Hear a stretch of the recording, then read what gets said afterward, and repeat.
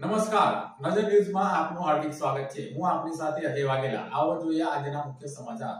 ભાજપે છોટાઉદેપુર લોકસભાના ઉમેદવાર તરીકે જસુભાઈ રાઠવાનું નામ જાહેર કર્યા બાદ પ્રથમ વખત ચૂંટણી પ્રચાર અર્થે પાદરા વિધાનસભા મત વિસ્તારમાં આવ્યા હતા।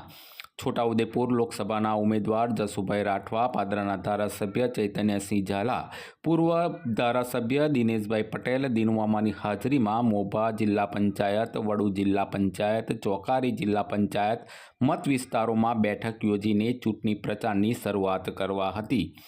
બેઠક દરમિયાન ભાજપના કાર્યકરો અને હોદ્દેદારો મોટી સંખ્યામાં ઉપસ્થિત રહ્યા હતા અને જસુભાઈ રાઠવાનું ઉમળકાભેર સ્વાગત કર્યું હતું અને જંગી બહુમતીથી જીતાડવાનું આહવાન કર્યું હતું।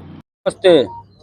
આજે છોટાઉદેપુર લોકસભાના ઉમેદવાર તરીકે પાદરા વિધાનસભાના પ્રવાસે આવવાનું થયું અને મારી સાથે વિસ્તારના ધારાસભ્ય આદરણીય ચૈતન્યસિંહ ઝાલા અને પૂર્વ ધારાસભ્ય અને ડેરીના ચેરમેન આદરણીય દિનુ મામા સાથે છે અને આજે 4 જિલ્લા પંચાયત અને પાદરા નગરમાં મારે પ્રવાસ કરવાનો છે। સાથે સાથે કાર્યકર્તાઓનો જનસંપર્ક કાર્યક્રમ છે।